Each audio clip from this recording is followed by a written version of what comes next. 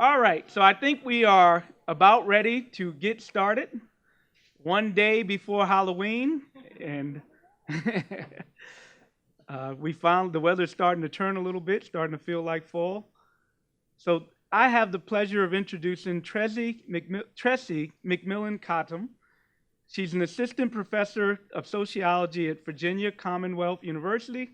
She is a co-editor of 2 volumes, Digital Sociologies and For-Profit Universities, The Shifting Landscape of Marketized Higher Education. Her new book, Lower Ed, The Troubling Rise of For-Profit Colleges in the New Economy, has received a great deal of praise and notoriety, both domestic and abroad, and she's going to talk about that today. She's a prolific scholar. She transcends disciplinary boundaries. She's a public intellectual backed by the rigor of scholarship. Tressie has a notable reputation among scholars in sociology, economics, cultural studies, digital humanities, and is a premier scholar on higher education and particularly the intersections of capitalism, race, and higher education. A read of her CV demonstrates a high volume of scholarly and media production. She's written over 300 essays and is a contributing writer for the prestigious outlets such as The Atlantic, The Washington Post. She's shaped public discourse on affirmative action, the economics of reparations, and higher education policy. In 2017, the Professional Association of Sociologists for Women in Society awarded Tressie the Feminist Activist Award for using sociology to improve the lives of women. Come on in and take a seat. There's some seats up here too if you're looking. Tressie is a premier public intellectual, but again, unlike talking heads that we might commonly see in mass media, the beauty of Tressie's work and commentary is that it has the force of deep knowledge in academic literature, as well as the benefit of her own scholarship. Simply put, Tressie is a phenomenal writer, speaker, and overall scholar, and her quest to pursue economic, social, and political inclusion is a tremendous benefit for us all. And we are fortunate because Tressie's work is only going to get better and better. As a result, it is my profound pleasure to introduce Tressie McMillan Cottom.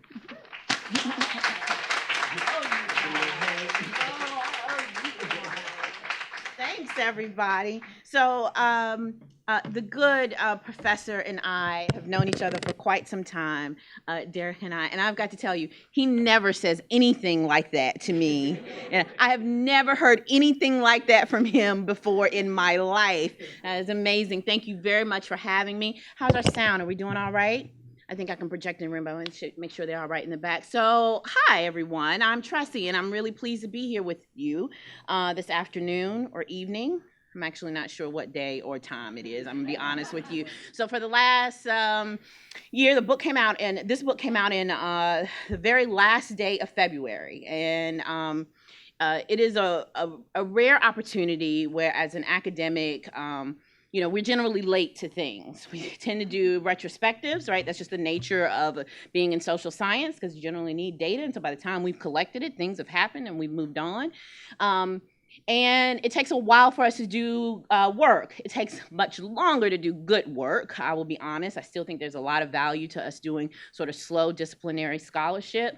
And so because of that, very rarely do you get lucky enough that when your book comes out or your research comes out that the thing that you're talking about is happening in real time. And I did get lucky this time, but I always want to chalk that up truly. You cannot predict these things. And so I did get very lucky, but what that has meant is that I've been talking to folks about lower ed for the last 7 or 8 months now. And what I'm going to do tonight is sort of a distillation of that. A few things about how I do that. My understanding of how this event goes is this is class, right? So I'm not doing all the work. I'm doing just like I do class. I don't do all the work. I'm going to tell you how I tell my students. I do not need this class. So see, this means that you are here and I'm going to expect you to do some work too. So I thought I would approach this less as a talk and more like I would run the classroom. So because of that, I'll go through this stuff up here, but that means you don't have to sit on ceremony with questions, comments, feedback. I strongly encourage discussion. I am from the US South. I'm very comfortable with call and response. If that resonates with any of you, I can roll with the conversation is what I'm saying to you, okay? All right, having said that, I'd like to tell you a little bit about what lower ed is, what types of questions I was trying to answer, and then I'll try to put a finer point on it in a way that I don't often get to do when I do this presentation on this work. So when the book comes out, I think there's a story in the book. There's something that I'd hope people would take away from it, right? I think for the assigned readings, I just gave an overview of the book, a review, and a recent report on student loan debt and race, class, and gender. So when I'm writing the book and I'm doing the story that I think is pretty important, I thought it was going to be really clear to people that this was an issue about inequality and justice, right? And the thing is, when you create something, you produce it, I suspect this is familiar to many of you here in this room in a way that it isn't often in a lot of my classes. When you produce something and you create something, once it leaves you, you lose all control of it, right? Right, so people, you can read all kinds of, I think, narratives through the book, and for that I'm very grateful. But the thing that I wanted to talk about probably the most is about race, class, and gender, right? And how these things shape the expansion of higher education in the US and how that is related to other patterns of stratification and inequality. So because of that, I'm going to do speakers privilege here tonight, and I'm just going to talk about that because that's what I really want to talk about. And because this class is called Race in the US, right? Yes. Yeah, great question. Anybody else? Stratification? Quickly, fine. I'm getting ready to do this in front of a stratification economist, by the way, so thanks for that. I appreciate you. This is why I asked for a marker. Okay. So this is how I normally say this.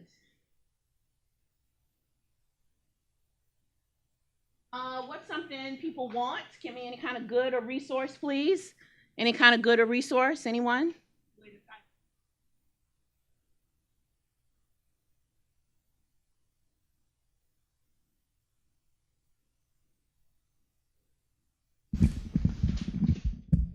Thanks, Steve. No problem.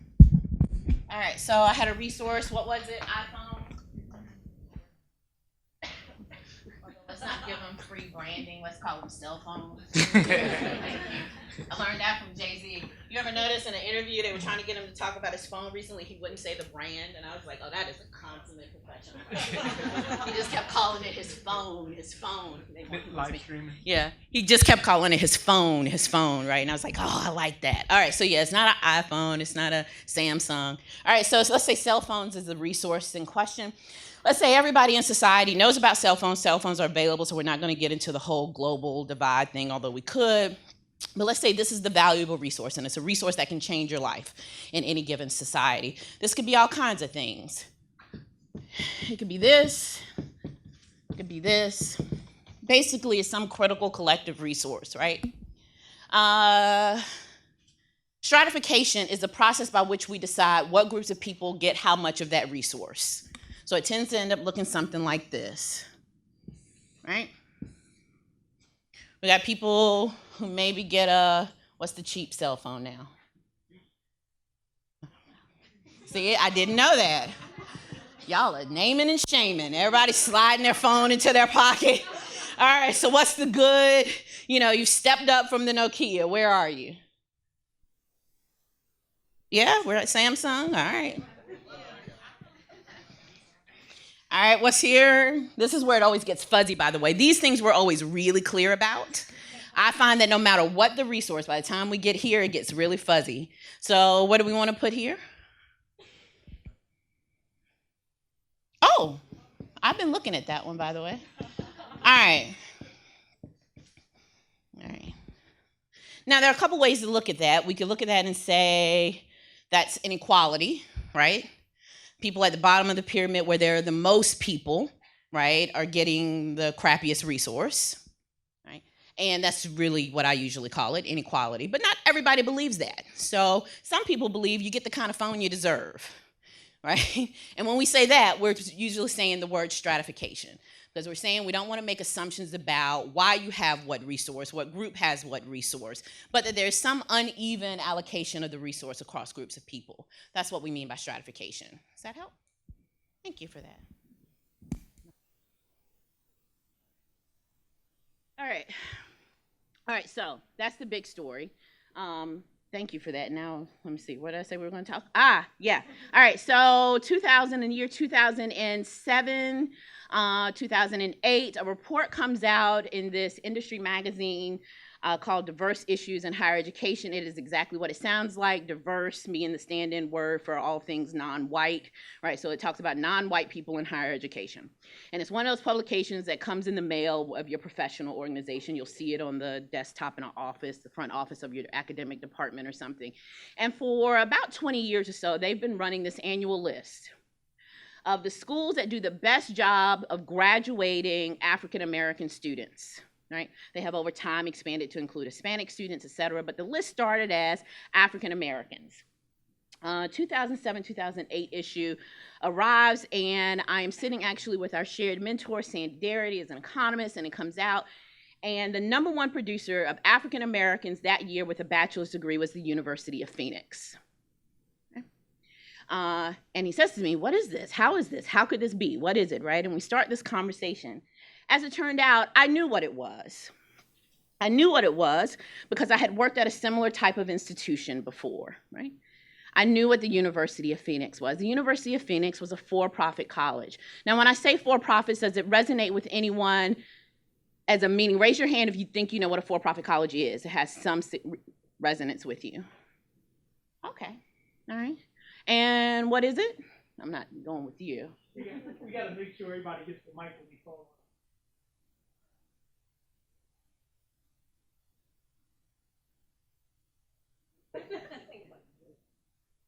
Okay. All right. For-profit college is?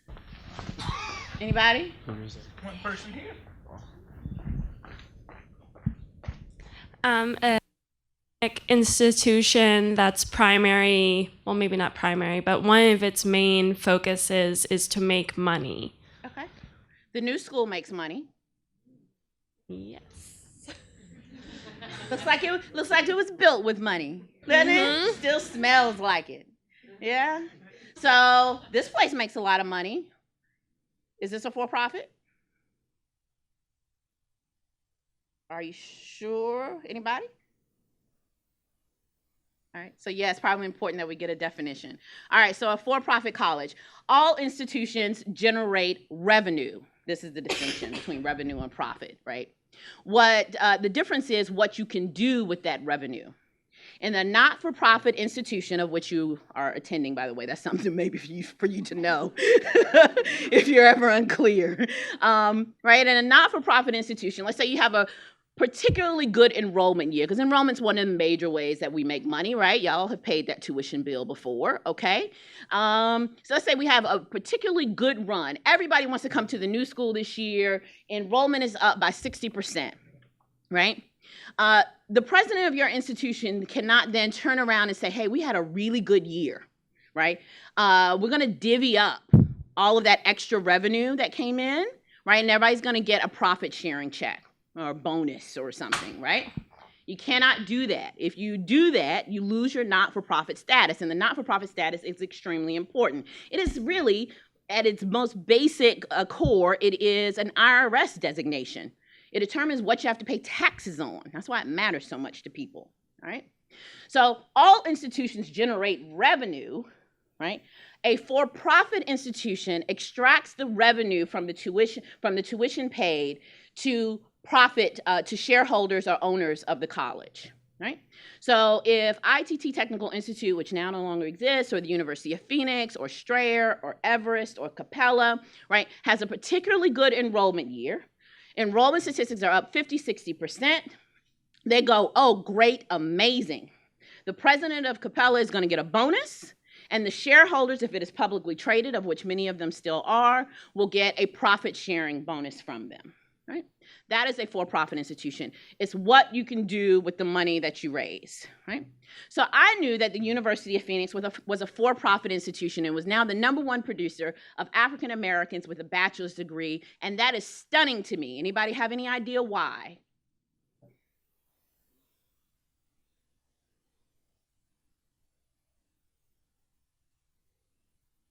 Okay, so the answer is it how the institutions are marketed to them or if they offer grants? We'll get there in a moment. But anybody know historically or why this is monumental? Why does it matter? It's great. People are going to college. Why does it matter to me or to anyone that the #1 producer of African Americans with a bachelor's degree are in for-profit institutions? I think because there are very few African Americans there, actually physically there. Actually, physically where? In the school? Yeah. Okay. Oh, no, you mean in the school? No. Mm-mm. All right. Did you have your hand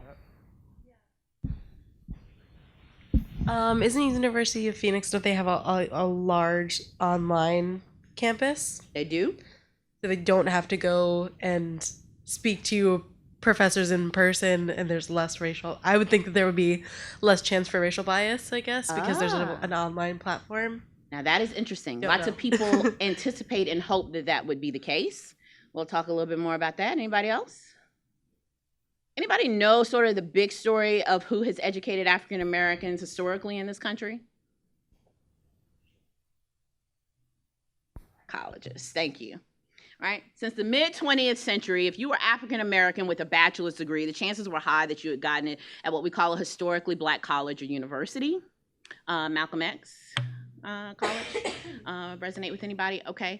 I'm from the U.S. South, where this goes without saying for us. We've got one on every corner. All right. And in lieu of that, by the end of certainly by the 1970s, 1980s, as the opportunity to attend predominantly white institutions open up, you see the shift of African Americans start to move into the not-for-profit sector of predominantly white institutions, overwhelmingly in things like the state university system. Right?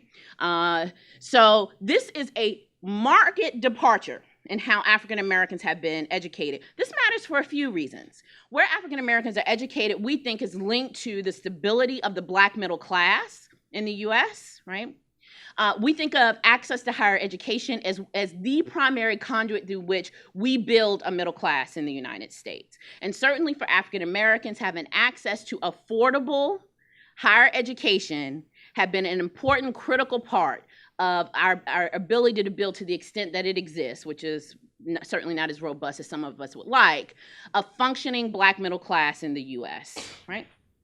So the question for me was how, in 10 short years, had a system of institutions that had no cultural resonance with African Americans, no history with African Americans, that most African Americans with higher education credentials, or most African Americans doing this research even knew what they were.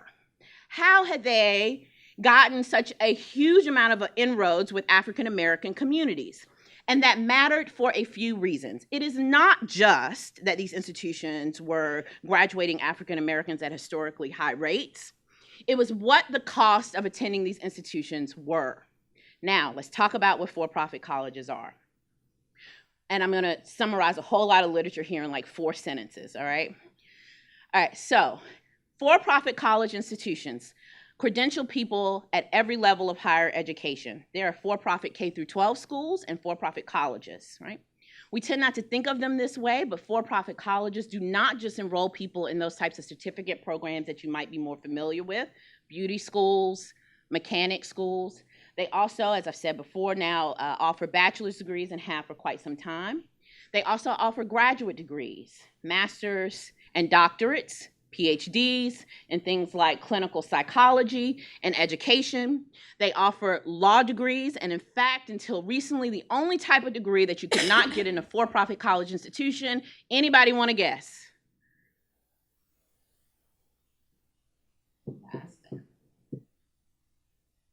But just about every other degree that you can think of can be pursued now in the for-profit college sector, right? Would be fine if that was accessible and transform the life chances of the students who attended them. The question is, do they? Well, the evidence is pretty clear here, so let me talk to you a little bit about the evidence there. For-profit colleges are, on average, more expensive than their not-for-profit counterparts at every level of degree: associates, certificate, bachelor's, master's, doctorate, and professional degree. Students who enroll in for-profit colleges are less likely to finish, graduate, than students with the same characteristics in the not-for-profit college sector. Right? And when they do graduate, again, unlikely that they will statistically, right? But let's say they do everything right and they get lucky and they do finish. Right? Again, they've been more expensive, so they probably have taken on more student loan debt to do so. So the price of getting the degree is higher. Right? But it's not just that the price is higher, but the risk is higher. Right? If you get a college degree and the labor market rewards you for getting it, nobody cares. Right? Take out $100,000 to go to Harvard, nobody calls you a hard luck story. Nobody's going to come write an article about you for the New York Times, right? Saying, oh, the poor Harvard Law School graduate with so much debt. Everybody thinks you're going to be fine, right? It becomes a social problem, however, if you took out a significant amount of debt to attend and complete and earn a credential that the labor market does not recognize and reward you for completing. And that is the case in the for-profit college sector. The best case scenario, the best read of the evidence that we have of what happens to students when they attend a for-profit college is this: it doesn't make their life worse. The best case scenario, right? Seriously, doesn't make their life worse. The likely scenario is that it does. Right? They're taking on student loan debt. The risk of dropping out was higher. Even if they complete, they're more likely to be unemployed than those who have a traditional credential. When they are unemployed, they're unemployed for longer, and they do not get a wage premium from getting their credential. They're not paid more. Paid more. So for me, the problem was this: the social problem was clear. The sector that was producing the most African Americans with a college degree was the most expensive and the most risky. And I thought that was an issue. As it turned out, almost nobody else thought it was an issue.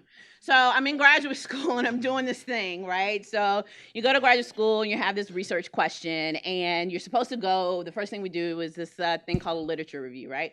So we're supposed to go find out what everybody else has said about your topic, all right? I promise you it's not going to be as boring as that looks up there, but it's nice. You should know this stuff. I promise you, though, this is about to be really good. Just roll with me. All right. So the first thing was, we've studied higher education for a long time in the social sciences, right? The reason why we invest so much of the public's money, right, in building systems of education, the reason why we put so much of our political capital into making those things available is because we think they serve a public good, right? We think it is important that people have access to education. I'll talk about it a little bit later, but I call this the education gospel, right? Our belief in education is so great that at this point it transcends evidence. It is an article of faith, right? I have anybody here who is a first generation American? And your parents told you you better do what? I wish you would try not to, right? I am of the African American tradition where the only thing that was more important than going to school was going to church. There you go, all right? And again, the same thing, articles of faith, right? We don't know how it works. We just know it is important, okay? This is the fundamental narrative and ideology of why education matters in the U.S. and why we are all expected to contribute to the sustenance of education, right? So we know it matters, and one of the reasons why the ideology has emerged is because historically it's been true. You go to college for a good life, and empirically that's been roughly true, right?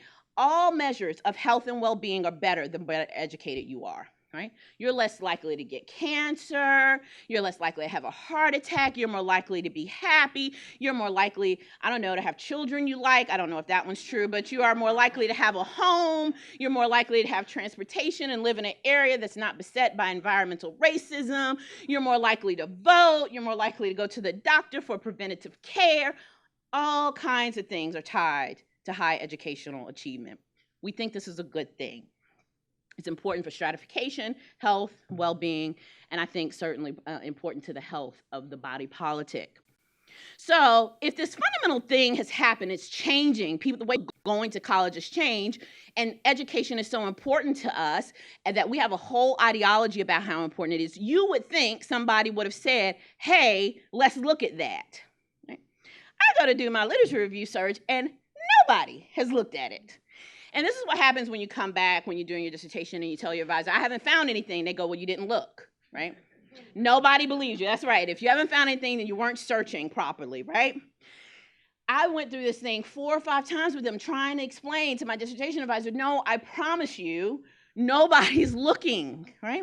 So let me tell you what people were saying about students who were attending for-profit colleges in the literature. And it's changed a little bit over the last 5 years, but let me tell you what the dominant story was. The first one here is this idea of rational choice theories. To turn it over to you right now, right? Which is this idea that people go to any kind of school, right? Because it's rational to do so, right? There are rewards attached to it. People know there are rewards attached to it, so they pay a certain cost, whether it be an opportunity or in money, to attend, right? People choose what kind of college they go to based on those same things, but with some constraints, right? Not everybody can afford to go to the expensive liberal arts college, so they might go to the less expensive state school, right? That's how we understood it. So now let's follow the premises of that argument. If that's the case, then our conclusion about why are so many African Americans going to high cost, high risk, for-profit colleges would be what?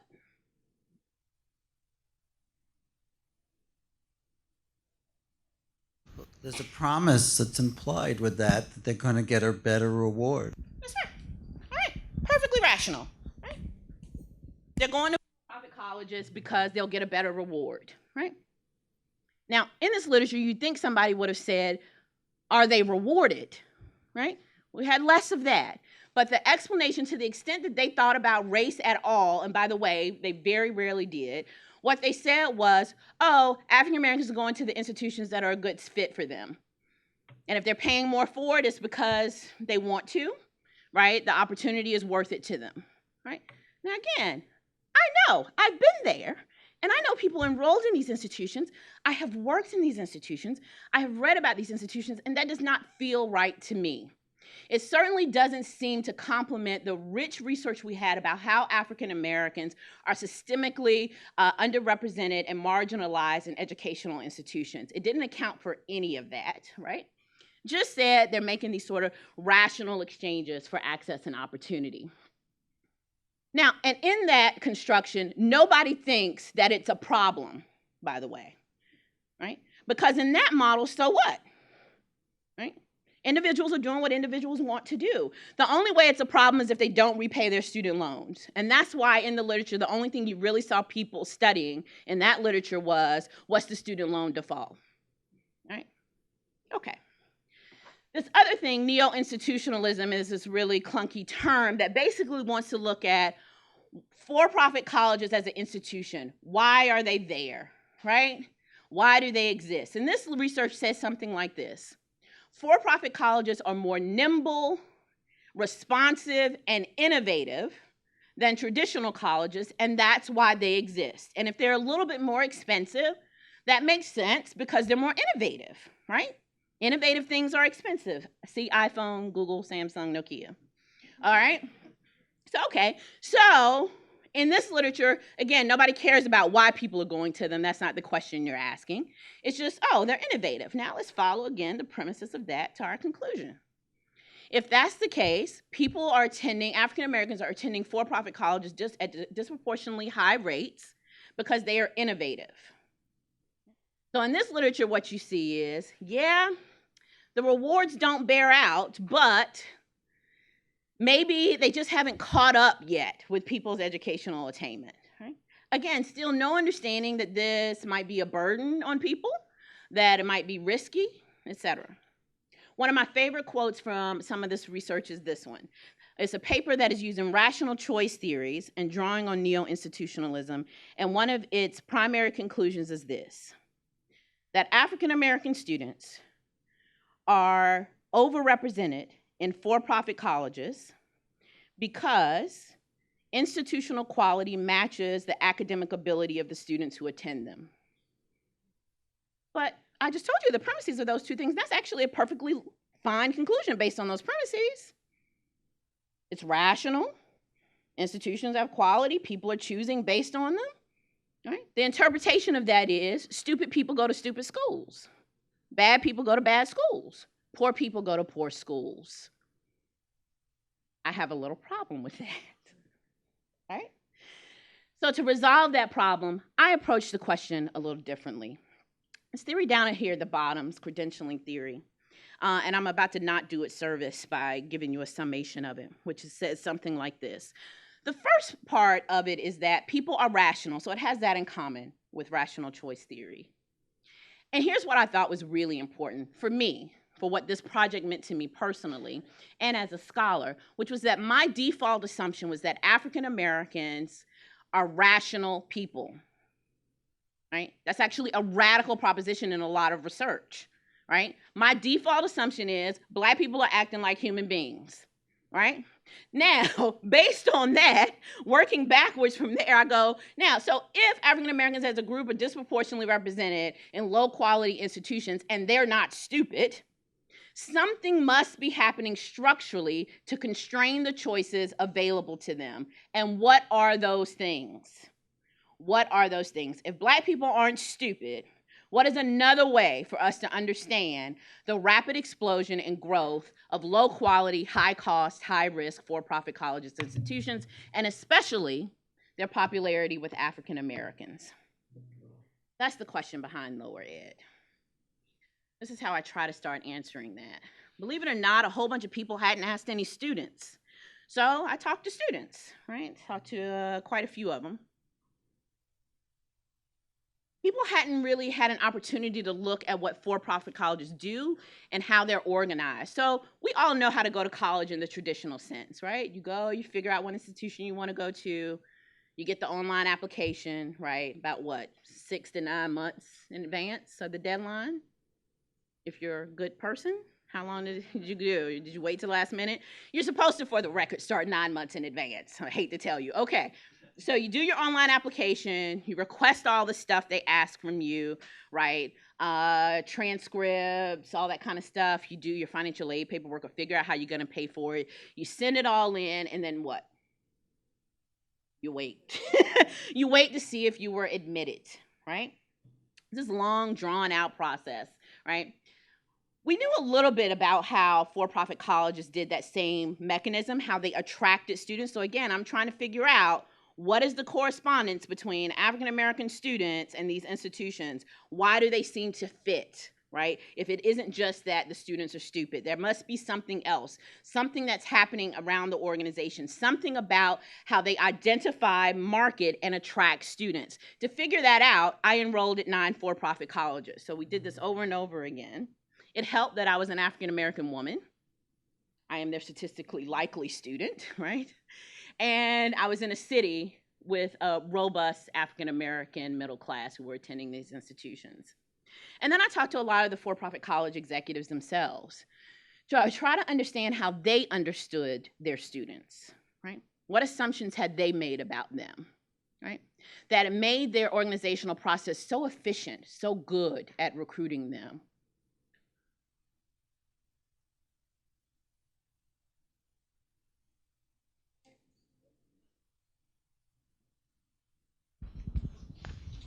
Yes. No problem. Sorry. Yeah. Oh, I'm sorry, we're going to keep running you back and forth. I know now you say it was wrong. Okay, it's okay. So the question is, how many? What were we talking about empirically? Yes, I can tell you that, and this is fine. right? In summary, it's this. This is what you kind of need to know. When you think of for-profit colleges, the next time you see some of these ads, this is who I want you to have in mind. I want you to have in mind poor and working class African-American women. Anybody here ever seen the commercial for Everest? It was pretty famous at one point, not so much now for obvious reasons, but it was the guy standing in the parking lot, and he was like, get up off the couch. Go to school, get up off the couch. I know you're just sitting there on your couch. Call this number, go to school, change your life. All right, so some comedians made a satirical take on that, and it's this comedian standing down in front of Everest, and he goes, go down to Everest, because that's where all the fine baby mamas are. Right? So one way to think about it is, as he says in the video clip, these are colleges for baby mamas. Sounds in politics, but it's not far off. All right. So African Americans are 13% of all students in higher education. They're 22% of those in the for-profit college sector. Pretty much similar patterns among Hispanics. I suspect that is different by immigration status and national origin, but we don't actually have that data, but that's what I assume. And here's the final data point and where we get to the baby mamas. Women are 65% of those in the for-profit college sector. This is a gendered, racialized phenomenon. This is about women. This is about mothers, right? Disproportionately so. I should say that the further down you go in the for-profit college sector, so I mean at the certificate level, the lower the degree, certificates and associates, the more women there are. At the certificate level, it's closer to almost a full 3/4 right now. And that's been relatively steady. I wanted to add a few more numbers that just came out last week. A really interesting trend here that I wanted us to keep in mind. So I wanted to make the point that this is not just true for those at the associate levels or the bachelor's degree level, but increasingly this is true at the graduate, the post-secondary degree level. So 55% of graduate students in for-profit colleges are African American. 55%. That means 28% of all the African Americans in this country who are enrolled in graduate school are enrolled in a for-profit college. This from the Brookings Institute, and I wanted to get the exact quote, so I have it written down here. All of the increase in Black graduate school enrollment between 2004 and 2012 happened in the for-profit college sector.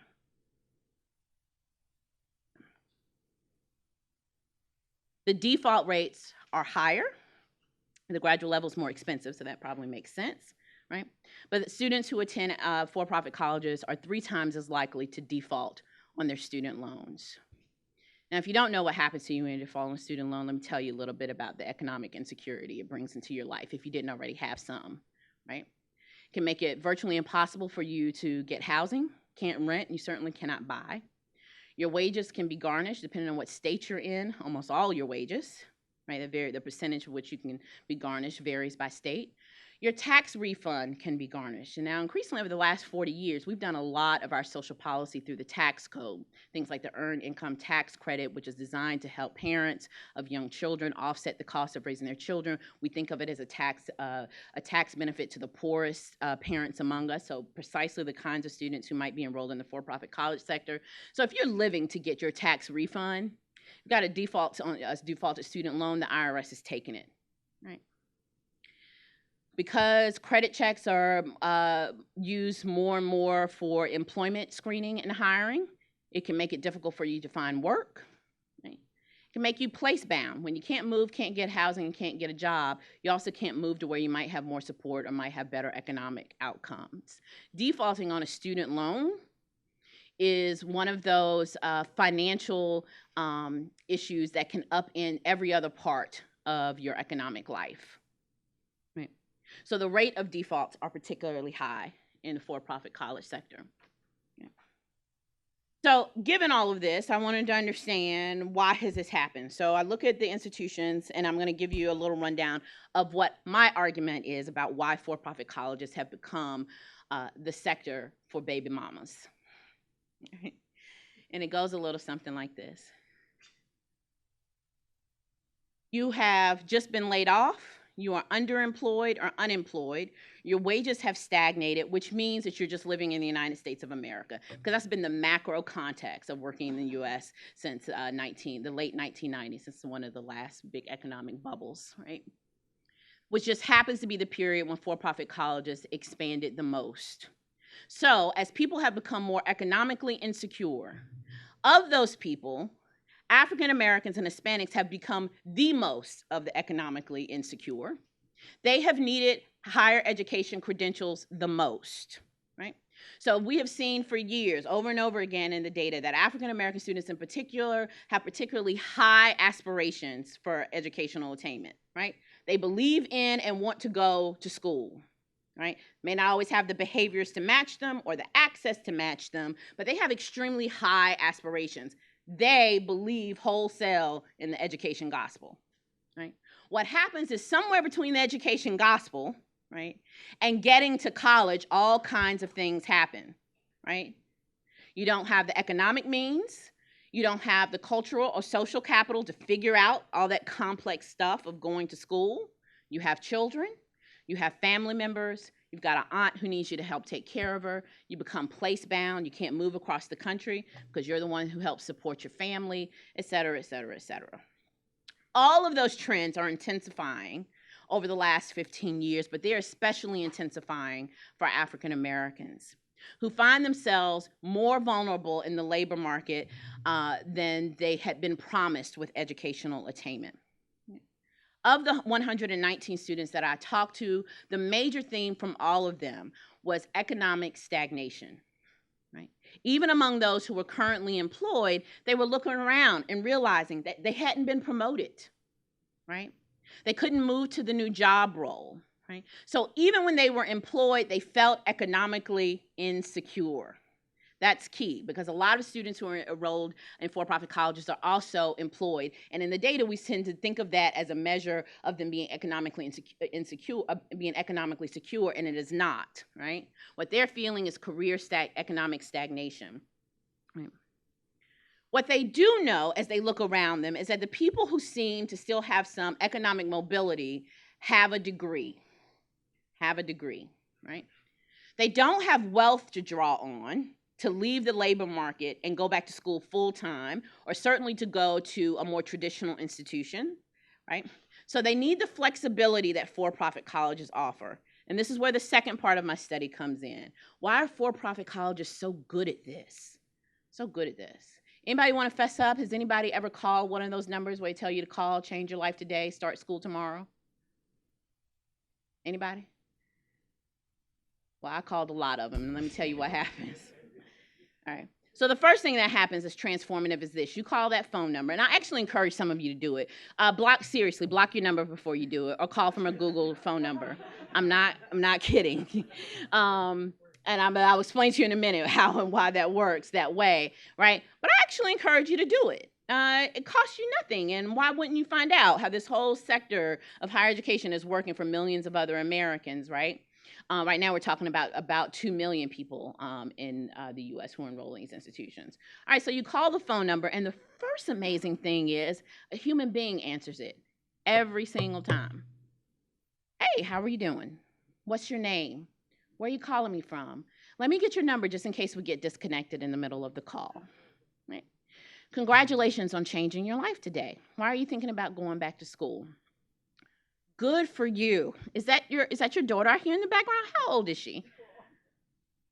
How old is she? 4 years old. That is amazing. You know what? It's good for her to see you changing your life. You know what? The best way for you to learn what this school can do for you to change your life is to come see us. When's your work schedule? Yeah, you're off on Wednesdays? Good. I can be here on Wednesday. How about 2 o'clock? Right? I'll see you at 2 o'clock. Now, what side of town are you coming from? Right? Your best bet coming at that part of the day from that side of town is to take the number 2 bus. It's going to put you out right on the side of the building here. Oh, you'll be driving over? Excellent. You park up front, let them know you're here to see me, right? And they'll walk you on back. You're catching a ride? Awesome. Who are you riding with? Your cousin? What's your cousin's name? Lisa? Lisa can come. Bring Lisa. Actually, bring Lisa and the baby. What's the baby's name? Keisha? Hey, Keisha. Bring Lisa and Keisha. Wednesday, 1 o'clock. Today's Monday when you've called, right? Tuesday, you're going to get a phone call from that person. They're going to say, hey, how you doing? Just reminding you that I'm going to see you tomorrow. And you're going to take the number 2, or you riding with Lisa? And you still bringing Keisha. How's she doing? All right, I'll be here waiting for you at 1 o'clock. No, don't worry about it. You don't have to bring any of that stuff from high school. No, don't worry about it. I got you. Right. Wednesday rolls around, you're going to get a call that morning. Just reminding you, the number 2 can be a little slow. Don't worry about it. It's coming. Right?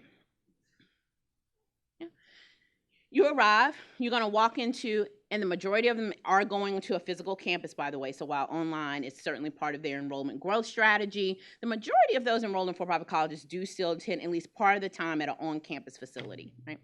So you arrive, you go up to the receptionist desk, and they say, hey, Janet is waiting for you, right? Here's a form, fill this out for us. It's 1 page, front and back. I need your name and all your phone numbers, your contact information, and about 4 or 5 questions. And the questions differed a little bit from institution to institution, but they generally said something like this. Why do you want to change your life today? Is there anybody in your life whose life will be better for you having gone to school? Right? Are there any people in your life who are standing in the way of your dream of going to school? That's it. We don't ask you anything about your major, your interests, your economic prospects or aspirations, what occupation you want. Nope. So again, we're selling the gospel, right? Not the institution. We're selling the idea of higher education, right? Janet comes out, she welcomes you, she plays with Keisha, she sets Lisa up with a cup of coffee in the back, and y'all take a tour around the school, right? Most of these are in office parks, so it's 1, 2 floors, right, of classrooms and some computer space. And then she sits you down after about 20 minutes and says, all right, so what's your work shift? And you go, I work a swing shift. Like, I don't get off until like 3:15. It's this really weird thing right in the middle of the day. You're in luck. We got 2 programs that start at 4 o'clock, Monday through Thursday. So which of those do you want to do? Technology or business? And you go, business. And they go, good. For $45 and signing your enrollment agreement today, you will leave here a college student. And you sign an enrollment agreement. It looks similar to if you've ever purchased a car maybe, or one of these documents in triplicate that you sometimes get when you're renting something major or something like that. It looks very much like that. And you pay the application fee somewhere between $40 and $60, right? And when you leave that day and you go home, you're a college student. You go to for-profit U, right? Something that they've never said to you. The majority of students, in a survey done a few years ago, the majority of students enrolled in a for-profit college don't even know they're attending one, right? This designation doesn't have a whole lot of meaning to most people out there. And even those who have a vague sense of it, like us in the room, don't have a really clear operational definition, right? But that works with people for lots of reasons that the literature had explained to me that worked, right? It worked for people who did not have a high degree of cultural capital to navigate the complexities of traditional higher education. It worked for people who had complicated lives, right? Who couldn't do multiple appointments, traveling back and forth across the city several times to get enrolled. And it worked for people for whom changing their status from non-student or low-wage worker or stuck worker to college student mattered a lot in terms of their cultural capital in either their social or their economic lives. For women especially, this mattered, right? It mattered to be able to go home and be a college student that day, right? For some people, it came with an immediate economic return, right? They could go to their job and say, I'm enrolled in school now. Might get them a better shift, might get them a slight bump in pay as they're working their way through. People reported to me, especially the women in my sample, reported going home and telling to friends and family and feeling like their personal status in their families had been elevated, right? And especially from women and women of color, that can be a very complicated relationship to the idea of their personal role as a woman within their social networks and having that status be elevated because now they are a college student.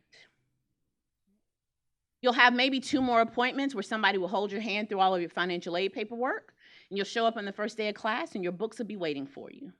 Somebody will have your name. They're going to walk you to your first class because they don't get paid until your butt's in the seat. So they're going to wait for you. They're going to hold your hand. They're going to walk you into your first class.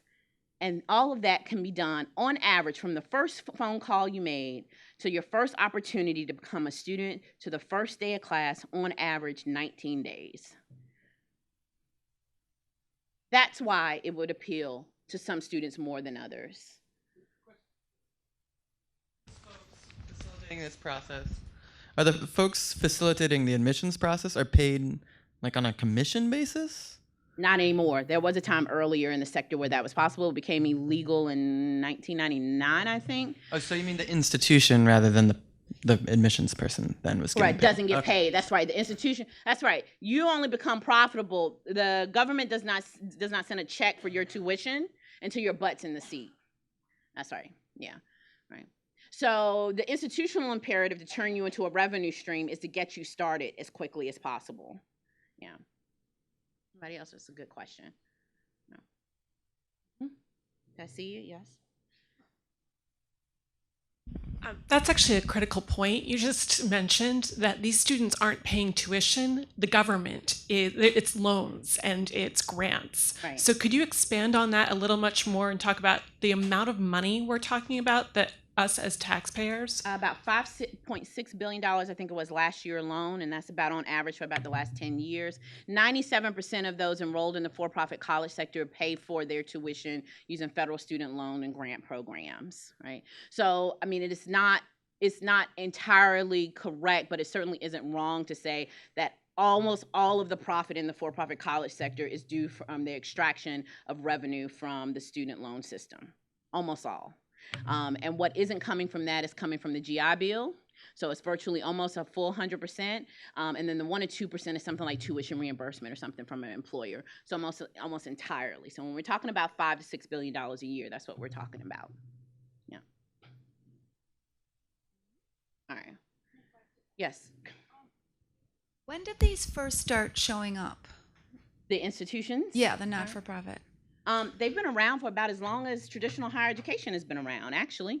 So one of our earliest is the end of the 18th century, right at the beginning of the 19th century, the predecessors of for-profit colleges. They've gone by different names throughout history. So professional schools, correspondence schools, technical schools. So they've existed in some capacity in one degree or another.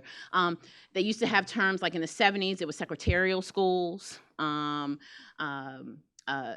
accounting sort of programs. So these things about, sort of office skill-based programs, that kind of thing. Now, what we mean, however, by like this thing, these behemoths at this scale, now that is different. Now, what they have mostly been is just this very sort of settled segment of higher education that serves a very narrow and specific band of people, right? Doing programs that are too expensive for traditional colleges to offer, so something like auto mechanics, right? Very few colleges are going to offer that because it's expensive to run a shop, right? Or something like cosmetology schools, which is these short-term credential programs. What has started changing in the mid-1990s, which in the book and other scholarship we call the Wall Street era of expansion. Several things happened that were just happening in the economy overall. You see the acceleration of private equity investment in for-profit colleges as an investment vehicle. So what happens is they become publicly traded corporations, right? They become a means to financialize and to make profit. The same process is happening, by the way, at the same time in the housing market. Exact same forces that were happening. You can own now shares of a for-profit college. And in fact, if any of you are invested and have a 401k, you probably own some. There are these things that, right, are divided up into these commodities that are traded in ways that you don't even know if you own them. You can buy the stock directly, but really, TIAA-CREF, for example, is invested in them, and they represent mostly not-for-profit university professors are their clients, right? Public employees. Almost everything's invested. Your new Secretary of Education was invested in an investment firm that's invested in them. So what happened is the financialization of these things, right? They become a way to make money. So that's the first thing that happened. The second thing that happens is what I talk about here, is that there is an increase in student demand for credentials happening at the same time. That is a consequence of the labor market pushing off the cost of training for jobs to individuals, right? So both of these things are happening at the exact same time, starting in the mid-1990s, start to accelerate really by like 2001, 2002. And so by 2008, when my story starts, right, you've had almost a full cycle of students who have lived through both the economic changes in the labor market and the financialization and expansion of the for-profit college sector. Yeah. Anybody else? Which, by the way, gives away my point. All right, so what is lower ed then? Lower ed was me trying to reconcile what the literature had not been able to explain, right? Why do people attend these schools? If, again, I take for granted they're not stupid. All right, okay. All right, so this is how I explain it. I see that lower ed is what happens when structural changes in how we work and unequal access to good jobs meets the risk of the shift of job training from corporations to people. Basically, demand is created for credentials at the same time that demand among employers is increasing for people with credentials, but all other forms of stratification and inequality remain the same. When you add profit to that mix, making it more efficient for them to commodify student demand for credentials, you get lower ed. Another way to think about what lower ed is that it is a way to expand the triangle without expanding access to iPhones.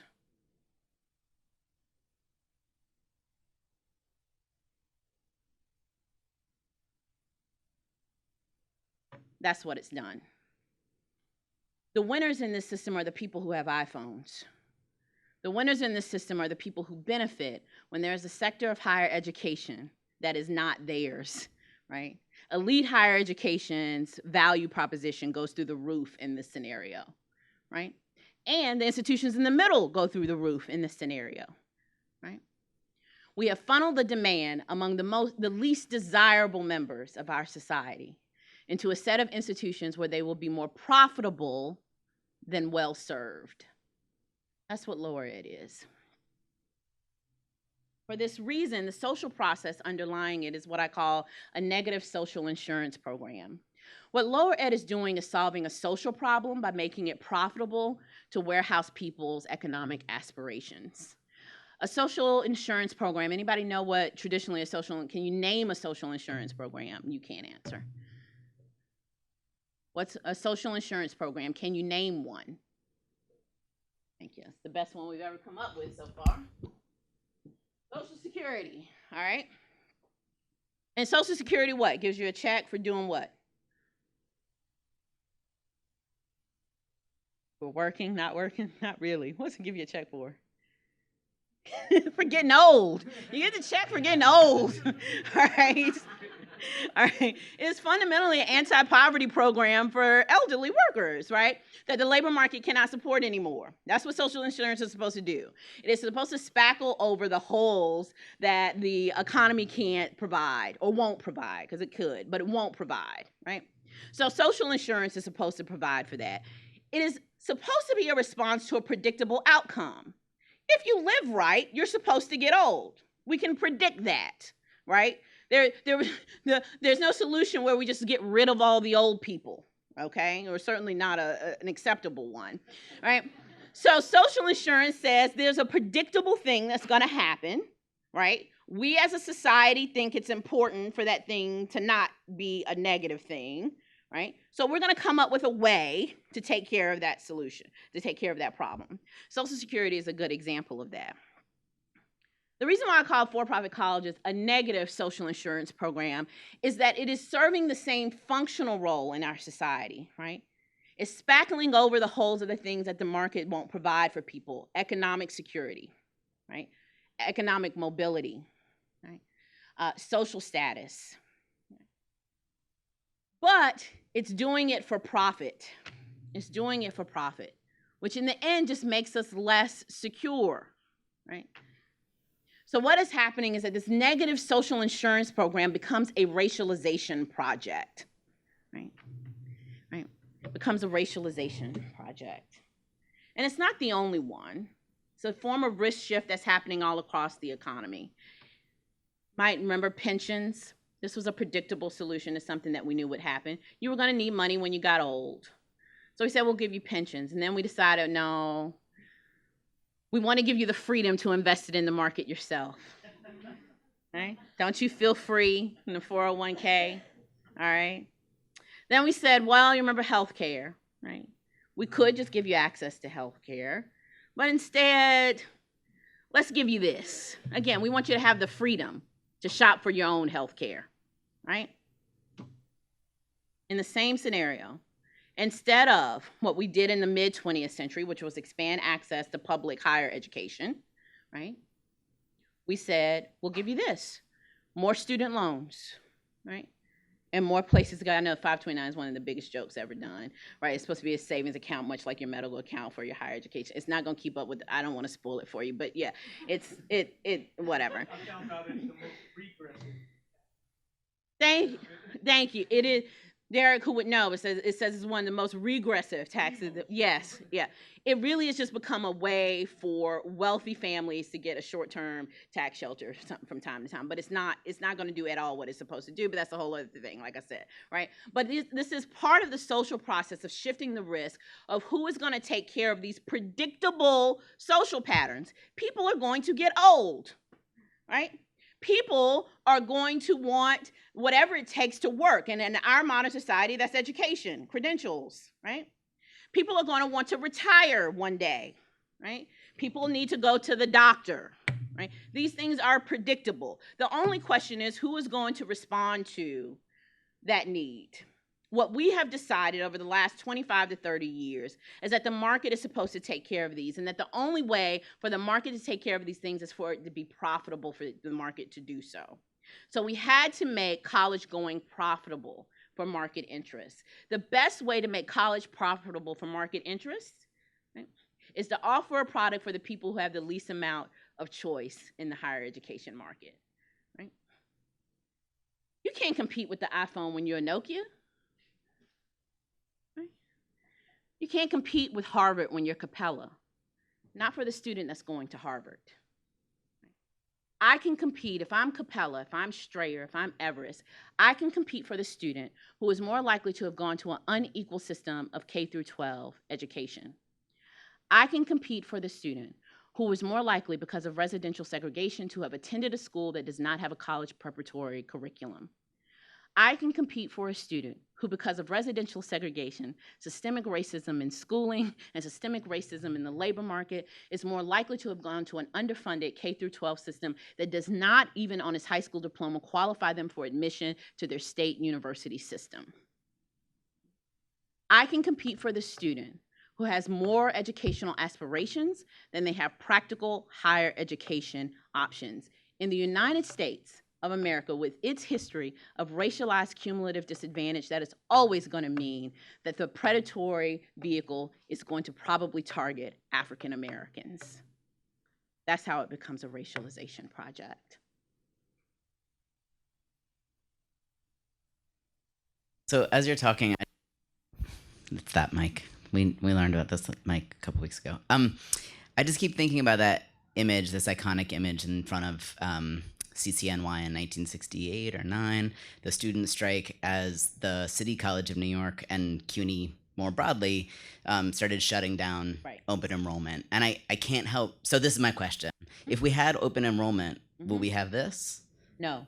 For-profit colleges cannot compete with actual accessible traditional not-for-profit higher education. So what has happened is the same market processes that produce the for-profit, the lower ed sector, are also constraining traditional not-for-profit higher education, right? We are so busy competing for the students who have the ability to pay because of differences in how higher education is now being subsidized, mostly at the state level, that we don't have the resources or the incentives to compete for the students who we would have competed for and served under an open enrollment structure. And in fact, one of the things I argue is that one of the best things would be for the to undermine the consumer demand for lower ed credentials would be the expansion of the unionized education, again, which is where open enrollment tended to come out of, especially here in this area.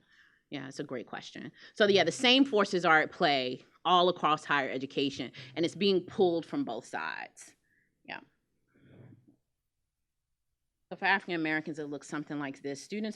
My argument is that students are trapped between the education gospel, which gives us all of this aspiration, all of this article of faith, and what higher education can do to transform our economic prospects, and their ability to go to college forever as the labor market is increasingly going to require for all of us. That's what the new economy says we have to do. We have to keep getting these credentials, right, to stay employable in the labor market. That's why we see the expansion of the graduate school sector in for-profit colleges. They've tapped out at the bachelor's level, and people got to keep adding credentials to the credential, right? So what has happened, as is often the case, what is most acute for African American students, right, is true for all of us. It's just especially true for African Americans, as is often the case. We're the canary in the coal mine. So we're all going to be trapped there. So what? The problem we're trying to solve is one that college can't solve. For-profit colleges have given us a really good empirical picture of what happens when we try to solve the problem of inequality by expanding higher education access without expanding access to the actual resources that people need by providing a positive social insurance program. Everybody is like, well, that's all right. For-profit colleges are closing, they're going out of business. The market's going to correct and take care of itself. Oh, I wish, you poor, poor darlings. I do wish that was right. It is not really the case, right? Because guess what? We just sort of keep coming up with things like boot camps, micro-credentials, badges, right? As long as there's a need there to be filled that we won't come up with a collective social policy response to, there's going to be a market attempt to make money off of it, and we just keep coming up with these new iterations. This is the cycle that we are now trapped in, right? This forever credentialing without some acknowledgement of the fact that this is a collective social problem, and that's where we are. Part of my big argument and where this is going right now is here, right? It's how are we going to understand these sorts of fundamental problems of like political economy and stratification in the information society. And I say that this is a form of what we once would have called market exclusion, right? The idea that what we're really going to do is we're just going to make it impossible for African Americans to go to college, right? That's right. Market exclusion, the flip side of that, I think, in our current society is not market exclusion. It's predatory inclusion, which I'm borrowing from my friends Louise Seamster and Renee Sharon, right? And it's this idea that when we move the social insurance into a market-based solution, right, the incentives there are to include those who we would have systematically excluded before, but to do so in a way that people profit from, right?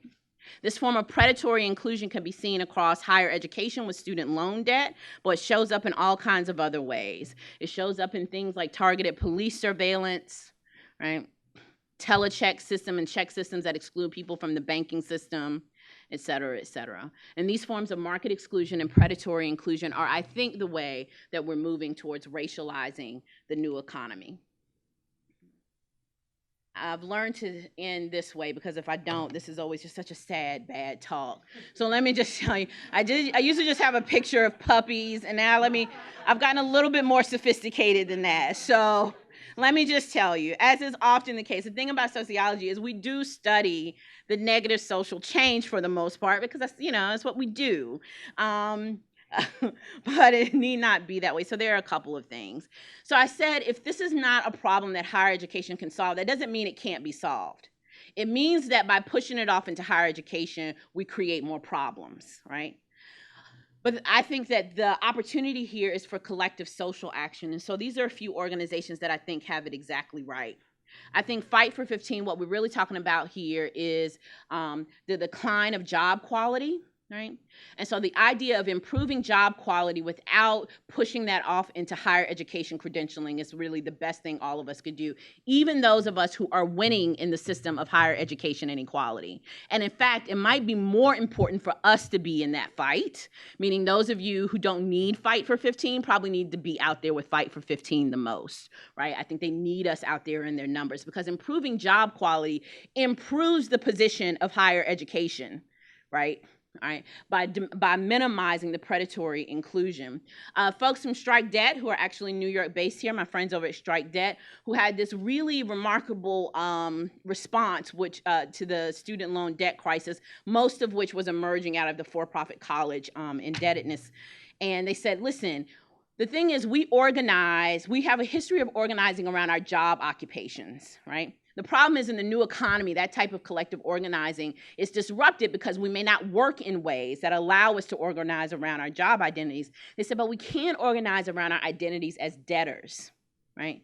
So Strike Debt is a group of student loan debt holders, right, who are agitating for several things that I wish had happened before the end of the Obama administration, but didn't, and so now there isn't a chance in hell under this one, but that's okay. That's not why we organize. We organize because you got to organize. But we had a moment there at the end of the Obama administration where we could have gotten mass student loan forgiveness for students in the for-profit college sector, and it would have been the best thing for, well, for many reasons. And it didn't happen, and that's a whole other thing. But Strike Debt Collective is still out there doing that work. Can I see your hand? Yep. No? Black Lives Matter. If you've not seen the Black Lives political the policy platform, please go look at it. I don't think enough people do. They have an extremely well articulated policy platform, very reminiscent of things like the Black Panther Party platform, et cetera, but updated for the new economy in ways that I think are important. And in fact, one of their fundamental issues in their economic plan is dealing with student loan debt and the privatization of student loan debt. And I think they understand, rightly so, that this is a racialization project that has to be attacked both at the material and the cultural levels. And so them understanding that part of making Black Lives Matter is by attacking predatory inclusion and market exclusion gives me a great deal of hope, especially the folks that they're working with over there on that plan, which do not include me, by the way, so that's fine. If you'd like to read more, I write stuff about this, and you can check that out, but really this is how everybody finds me. And that works too. All right, so I'll end there and see if there are any additional questions. So as you were talking, I couldn't help but see the parallels between the predatory lending that went on in the 2000s with the housing market and this. And it's the same story over and over. It's just a question of trying to get people to see the bigger picture before it happens, to be proactive, and then smell it out. Because it's like an Edward Bernays story that keeps telling itself over and over. That's right. I actually have a paper coming out, hopefully we think in a couple of months here. Again, these things are slow. That is actually making that case. So we're looking at mortgage default rates and student loan default rates at the family level, and trying to look at them at two different points in time to show that these are cyclical processes that are unfolding in the same way. But yeah, I agree. Back and then up front. Can you hear me? Hi. Yep, I got you. I have a question. So I don't know if this is gospel or fact, but trade schools typically have a good reputation for graduating students and being able to make a good income. Are those trade schools included in your research, or did you account for that when you were thinking about the for-profit colleges? The thing about trade schools is that trade school is not exactly a category of higher education, and I'll explain what I mean by that. It's not a useful category because trade schools can be both for-profit and not-for-profit, right? So for-profit trade schools are absolutely included in my analysis. Not-for-profit trade schools are not. So not-for-profit trade schools are usually the programs at community colleges, quite frankly. There are not so many freestanding not-for-profit trade schools left anymore. They used to be more common. There are fewer of those. They've been consolidated, and et cetera. So depending on where you live, this is less true in New York, by the way. You guys, of course, just have an embarrassment of higher education institutions. But in most parts of the country, almost all the trade schools there are for-profit. Right, that was the case where I was in Atlanta, Georgia. There was no such thing as a not-for-profit trade school. And in fact, I had this ongoing argument with not my editor, the copy editor of the book, who kept writing in the margins of my notes when we were fact-checking the book that said, I don't understand, why don't they just go to the not-for-profit trade school? Like literally, this is what she kept saying. Why don't they go to because I have the whole section about beauty schools, for example. And I finally said to her, if you find me one, I will tell you why they don't go to it. Like there is no not-for-profit cosmetology school. If you see a cosmetology school, I will bet you dollars to donuts it is for-profit, right? So yes, in most places in the country, again, New York is a little different. You guys actually do still have a few freestanding not-for-profit trade schools owing to your history of unionization and community schools in the area. But in most parts of the country, that is not the case. So if they were for-profit, they are included, yes. And in the book, I actually make a distinction between those and degree-granting institutions. And my distinction actually is this. For-profit trade schools do a better job than degree-granting for-profit colleges. And in fact, probably the proper role for for-profit colleges in our system of higher education and credentialing is they should probably be restricted in size and scope to offering applied degrees in fields that would not be feasible for not-for-profit public institutions to offer. The problem with that is they, of course, then can't have the type of tuition growth that they've become addicted to having, the type of profit growth they've been addicted to having. But it's a good, stable business, and it is. There's no other better way to, for example, train airplane mechanics, right? We only need like 3 of those in all of the country, and it's just never going to be a thing that we need to scale in that way. Seriously, my parents, I come from an airline family, which is why I kind of know this example. There are only 3 places you can kind of go get that degree, and that's fine. If they'll, a for-profit model for that, I'm actually somewhat open to, right? The problem is that I think when they extend it beyond that, and that's what we've seen over the last 20 years.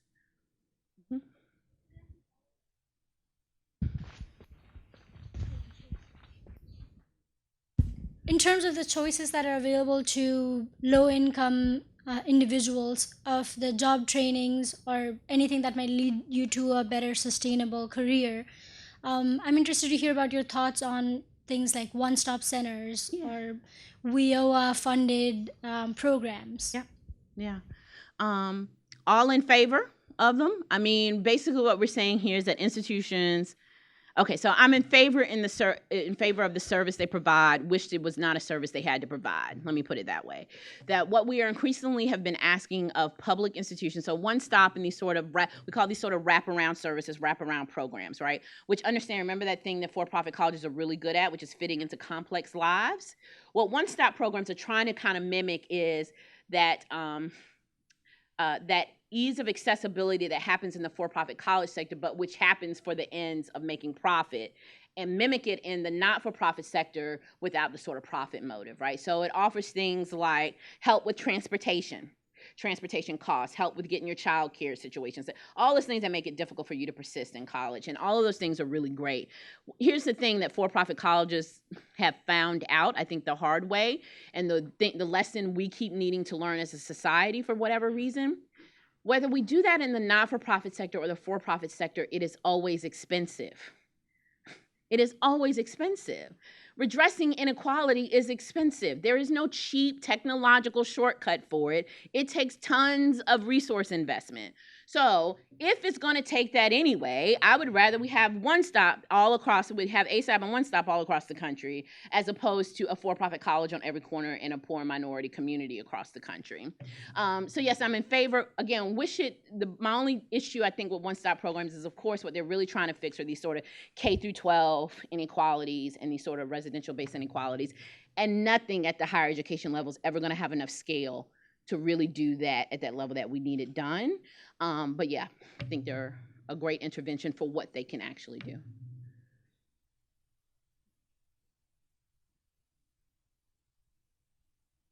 Hi, thank you. Earlier you mentioned the way that privatized schools and for-profit schools can kind of come and go.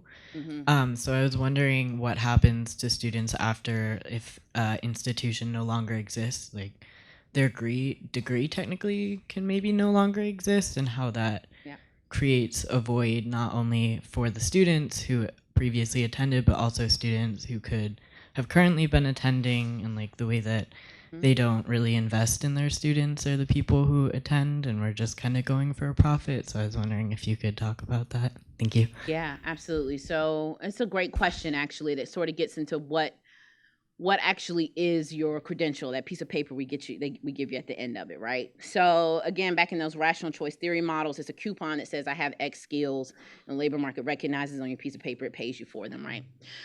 In my model of understanding the world, actually, what those credentials are kind of like social coupons. They're like, oh, you know that place you've heard of? I went there. See it? Okay. So it's a combination of what we would say in the sociological literature of both being a signal right? It sort of signals that you have these behaviors as well as providing skills. So the signaling function of the credential you get from a for-profit college is actually, I think, the least studied part of that whole process, and the one that could probably most fundamentally upend how we model modern stratification. That was a big statement. Y'all don't know it, but I just dropped something on y'all. So did I did, right? Because we have modeled the fact that all credentials work roughly the same. Well, in fact, actually, I think that when institutions can close and go out of business the way that for-profit colleges can, I think it undermines the signaling value of the credentials that they produce. Because what we are using that in part to signify is that the institution, some part of the institution's credibility is transferred to the individual, right? You go to a nice, stable institution, some of that transfers to you. You go to an unstable institution, and I think some of that also transfers to you. And I think that's probably why we see the very flat to negative labor market returns for those people who have for-profit college credentials. More practically, what happens when your college goes out of business? It does not get you out of your student loan debt, I can tell you that. With some rare exclusions, unless it went out of business for fraud, and even then, again, we don't have a process. That's where we're stuck right now with the Department of Education for actually forgiving the loans. There are plenty of students right now who qualified for it, but the applications are not being processed. The actual forgiveness, loan forgiveness isn't happening. But if any of you have any student loans, I encourage you to read that counseling paperwork they give you every year when you fill it out. There's a little clause there that says, you acknowledge that even if you decide that you are dissatisfied with the education you got at your institution, or the institution goes out of business, that you are still responsible for this debt. Loan closures is not a way out of student loan debt. Increasingly, almost nothing's a way out of it. You can't have it discharged through bankruptcy, except in extremely rare circumstances, like your total, I think, disability is about the only one, partial or total disability. So you can't discharge them in student, your school goes out of business. Some of the students that I've talked to that has happened to, they were not in the book because I didn't focus on students who had finished. I only talked to students who are currently enrolled, but I've talked to many of those students outside of the scope of this work. And it looks something like this. You pay a student loan debt for a degree that almost no one recognizes. What's supposed to happen is your transcripts and all of that are supposed to be kept at the accreditation office. That's just a mishmash of, bureaucratic hell. Like there are these, we had this whole thing, a school just closed in the state of Virginia, and there was this big war of who was going to keep the records, right? Like it exists out there in the ether somewhere in theory, but students find it almost impossible to go back and get their records. If they then want to, this matters if what we're saying about the new economy is true, which is that people are going to have to continue to pursue credentials. So let's say you have a degree from a credential from an institution that no longer exists, and 6 years later you need to go back to school. Most of us will show up with our degree and say, all right, now I need to add, I've already completed this level of education, I need to do the next one. It becomes very complicated if the institution no longer exists. So lots of students start over. If they have the student loan availability left, they start over. Again, the best case scenario is it won't ruin your life. The probable scenario is that it can.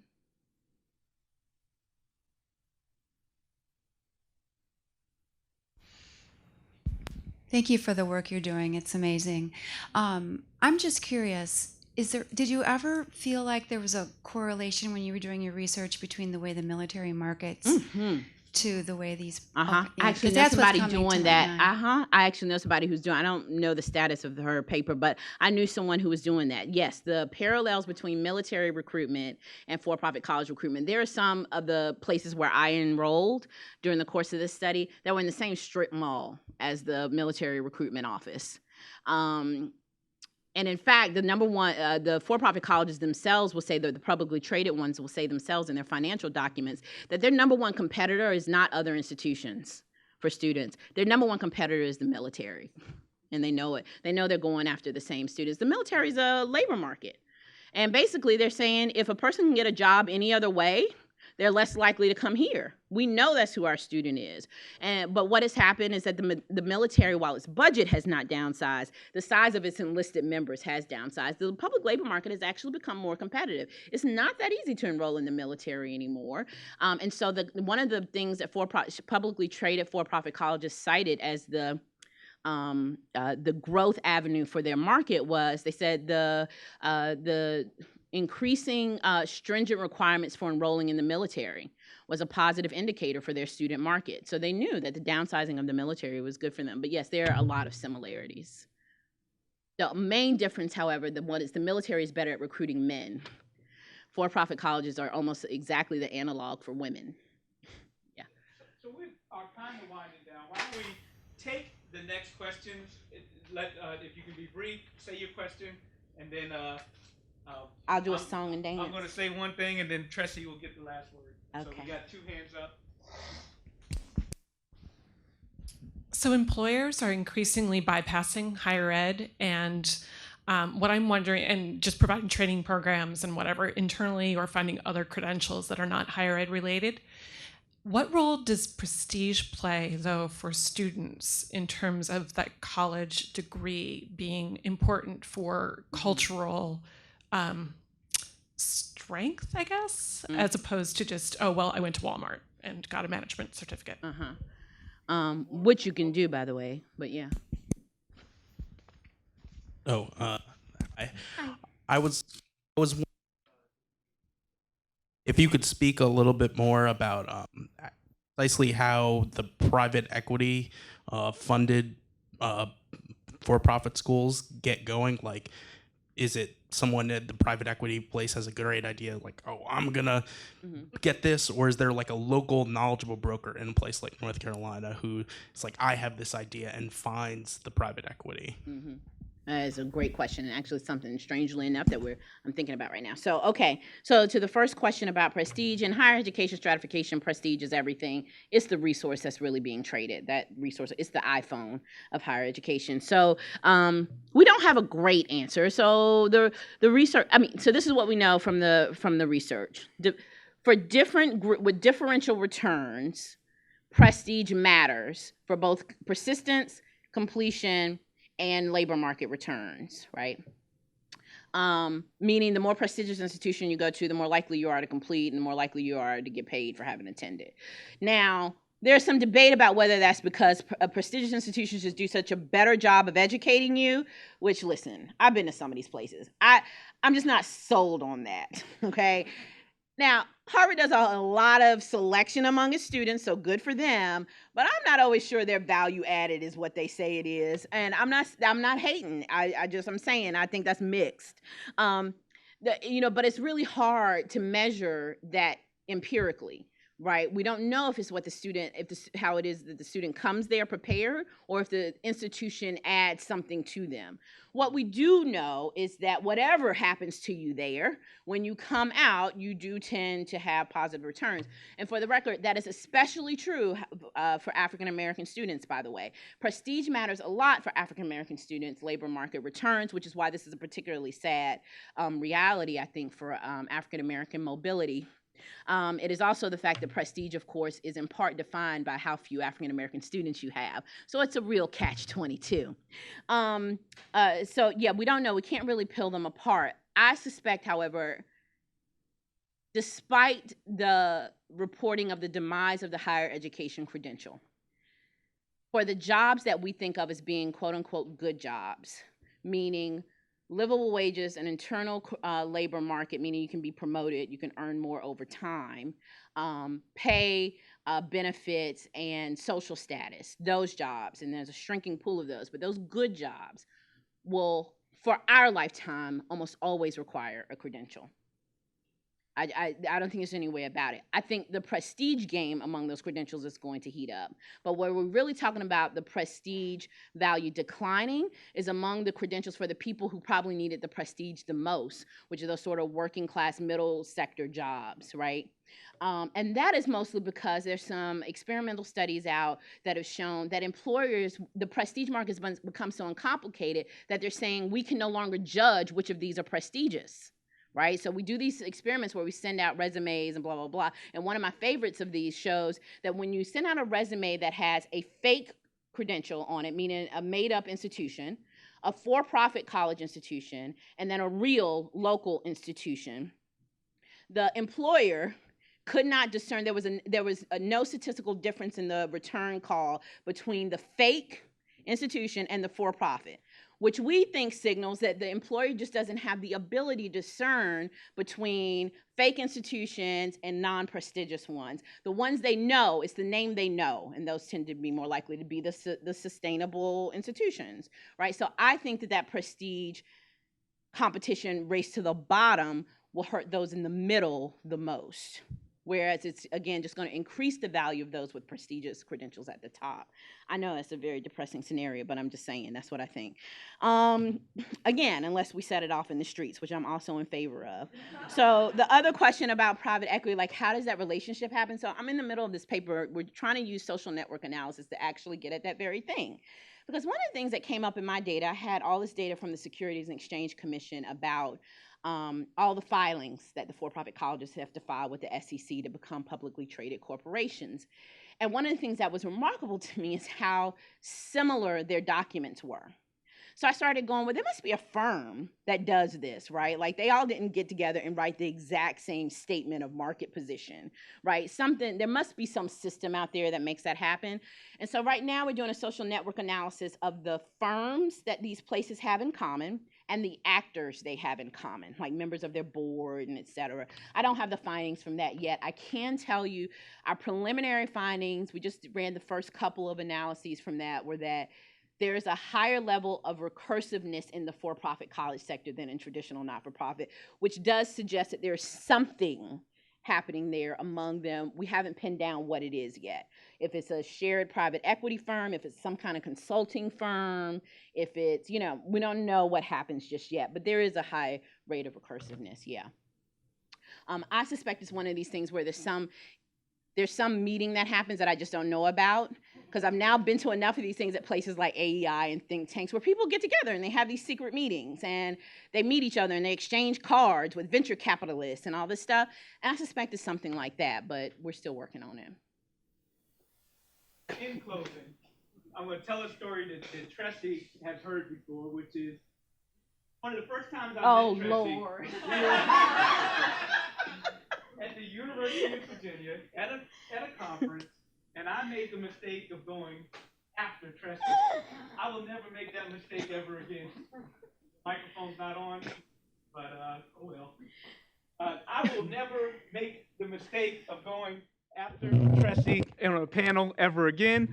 And in closing, I will say that you had high expectations before you arrived, and you have fulfilled them. Thank you. Thank you. Thank you. Thank you very much. Thanks. I appreciate it.